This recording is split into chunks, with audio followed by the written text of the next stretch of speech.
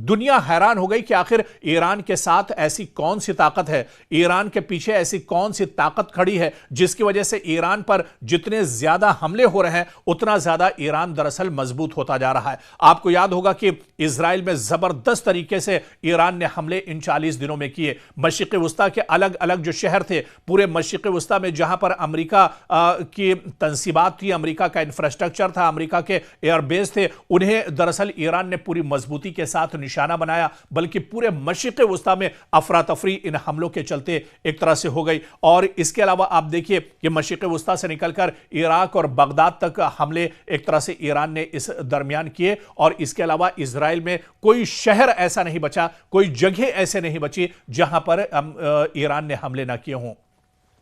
लेकिन 40 दिनों की जंग में ईरान कहीं पर कमजोर नहीं नजर आया। ईरान लगातार हमले करता रहा। हालांकि इन 40 दिनों में इजराइल और अमेरिका की तरफ से बड़े पैमाने पर हमले ईरान पर किए गए, जहां पर हजारों लोग मारे गए, तकरीबन कई सौ इमारतों को यहां पर तबाह किया गया। और इसके अलावा बड़े पैमाने पर स्कूल, कॉलेज, यूनिवर्सिटियों को निशाना बनाया गया।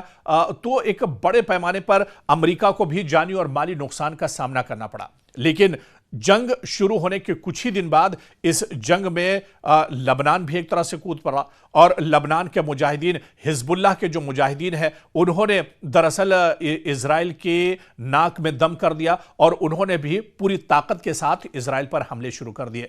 फिर इजराइल कहीं ना कहीं इस जंग में दरअसल बढ़ता हुआ नजर आया, क्योंकि एक तरफ ईरान की तरफ से इजराइल पर हमले हो रहे थे, दूसरी तरफ लबनान की तरफ से और हिजबुल्लाह की तरफ से इजराइल पर हमले किए जा रहे थे। और इस बीच आपको बताते चले कि ये जब जंग 10 से 15 दिन गुजर गई, उसके बाद एक और नया मोड़ इस जंग में आया। और इस जंग में जो हूती लड़ाके थे, हूसी जो मुजाहिदीन हैं, उन्होंने भी ईरान के लिए इस जंग में वो भी लड़ते हुए नजर आए और हूसियों ने भी इजराइल के ऊपर अटैक कर दिया। और ऐसे जंग जैसे जैसे आगे बढ़ती रही, वैसे वैसे इजराइल और अमेरिका के लिए परेशानियां बढ़ती रही। लेकिन इस जंग में जो सबसे बड़ी परेशानी डोनाल्ड ट्रंप और अमेरिका के लिए थी, वो दरअसल स्ट्रेट ऑफ हुर्मुज यानी अबनाए हुर्मुज था, जहां पर जो एक तरह से कहा जाए कि सबसे कमजोर जो कड़ी अमेरिका की थी, उसे दरअसल मजबूती के साथ ईरान ने पकड़ लिया था। और अबनाए हुर्मुज पर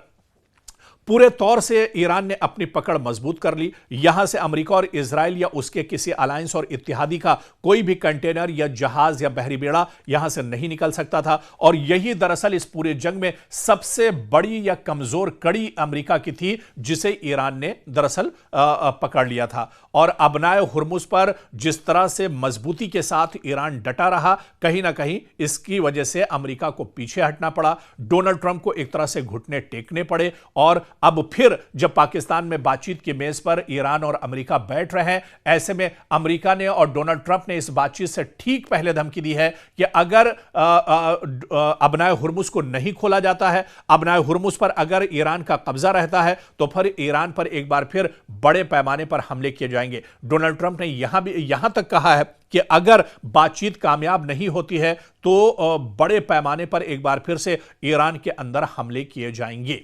क्या बातचीत नतीजे पर पहुंचेगी, यह देखना बहुत अहम होगा। क्या बातचीत से पहले दोनों जो ममालिक हैं, दोनों ममालिक यानी अमेरिका और ईरान के जो वफूद हैं, डेलीगेशन हैं, क्या इनमें पूरी मजबूती के साथ बातचीत होगी, यह देखना भी बहुत अहम होगा।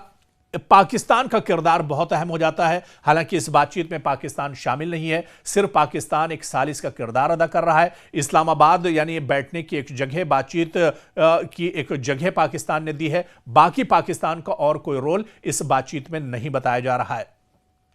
ऐसे में ईरान और अमेरिका के दरमियान होने वाली यह बातचीत से उम्मीद की एक किरण तो जरूर नजर आ रही है। लेकिन क्या बातचीत कामयाब होगी, क्या नतीजे पर यह बातचीत पहुंचेगी, क्या वाकई में जो शर्तें ईरान ने रखी हैं, डोनाल्ड ट्रंप और अमेरिका उन शर्तों को मानने जा रहे हैं?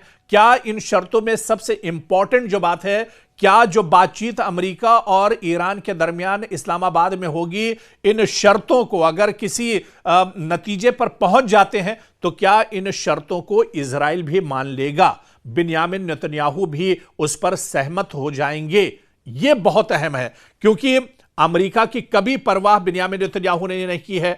डोनाल्ड ट्रंप क्या कुछ कह रहे हैं, बिन्यामिन नेतन्याहू उसे नहीं मानते हैं। सीजफायर, जंगबंदी लाख हो जाए, लेकिन फिर भी वो लगातार अपने हमले जारी रखते हैं। तो पाकिस्तान में बातचीत जरूर हो रही है, बातचीत का दौर जरूर शुरू हो रहा है, लेकिन क्या इस बातचीत को इजराइल मानेगा? बिन्यामिन नेतन्याहू भी इसका ख्याल रखेंगे? ये बहुत अहम हो जाता है। और यही दरअसल इस पूरी जंग की और इस पूरी कशीदगी की एक तरह से जड़ मानी जा रही है कि अगर इजराइल मान जाता है, बिन्यामिन नेतन्याहू दरअसल अगर मान जाते हैं, तो फिर खित्ते में एक तरह से जंग रुक सकती है। मशरिक़ वस्ता में एक बार फिर से हालात बेहतर हो सकते हैं और जो कशीदगी है, जो टेंशन है, जो जंग जैसे हालात हैं, इस पर एक तरह से काबू पाया जा सकता है।